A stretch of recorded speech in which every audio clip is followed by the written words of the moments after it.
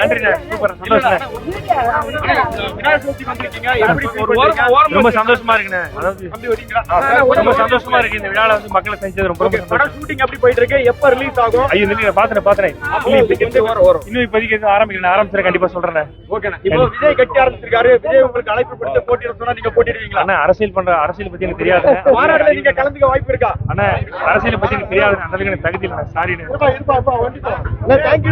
Thank you.